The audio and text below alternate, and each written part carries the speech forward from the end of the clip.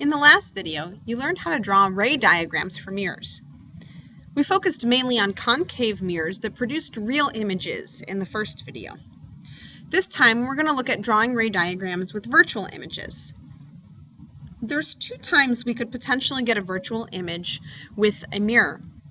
In the first instance, our object is placed inside the focal point of a concave mirror. In the second instance, which you'll see in a few minutes, we'll deal with convex mirrors, which also produce virtual images. We're going to follow along the same steps from the previous video. However, we're going to have to make some slight modifications to our steps. Just as before, we have to have the mirror, as you can see here.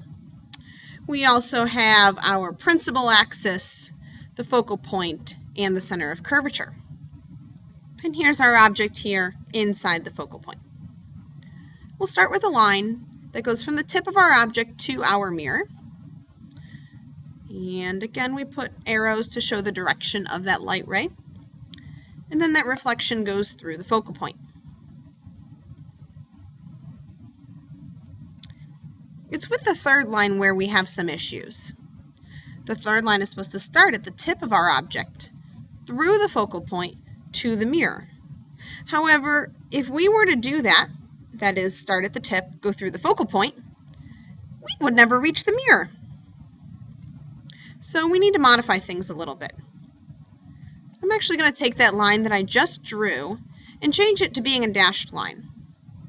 This shows that the light isn't really there. Then I'll take a solid line that continues that dashed line up to the mirror.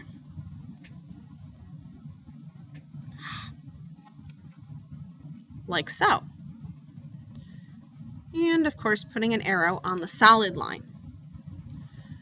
So that third line changed a bit. It's still going in that same direction, focal point, tip of the thing, and mirror, but it's kind of like we reorder those objects. And then that fourth line, the fourth step, is the reflected ray, which goes parallel to the principal axis.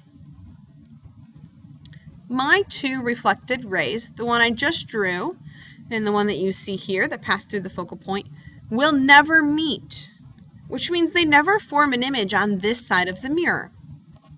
However, they do appear to meet, and they appear to meet behind the mirror if I were to continue those rays backwards.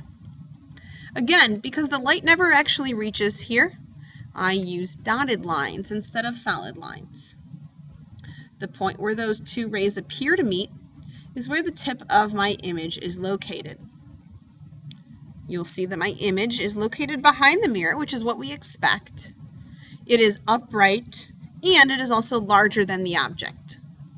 All properties of an image when our object is between the focal point and a concave mirror. The process for drawing virtual images for convex mirrors is similar, but it does differ a bit. So let's take a look at that.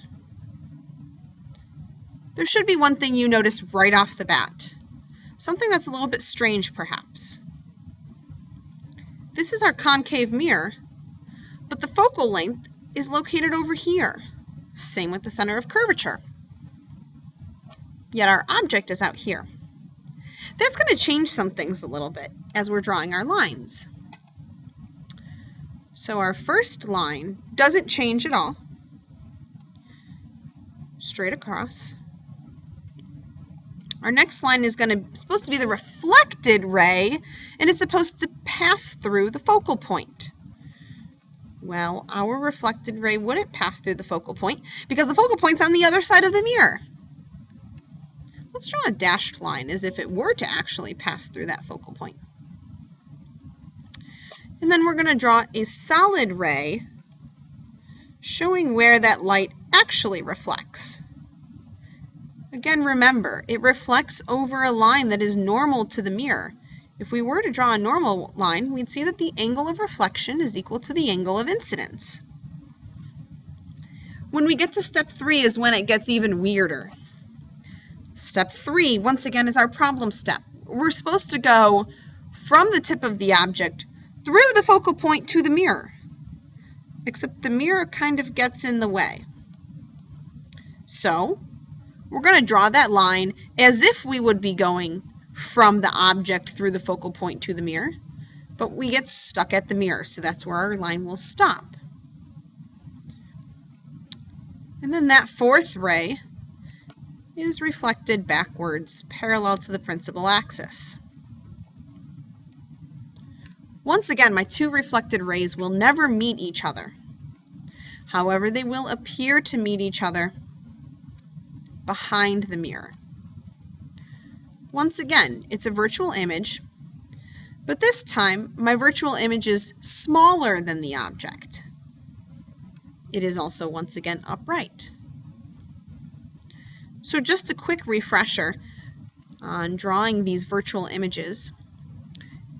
With convex mirrors, we start off at the tip of our object and go horizontally, just as we would with any other mirror. Then our reflected ray follows along the path of a line that extends through the focal point, just as we have drawn here, but here's the actual reflected ray.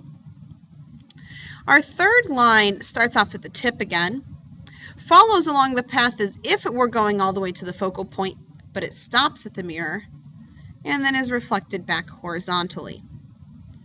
While it might not seem to be the case, it is important for you to draw these reflected rays in addition to the dotted lines extending backwards.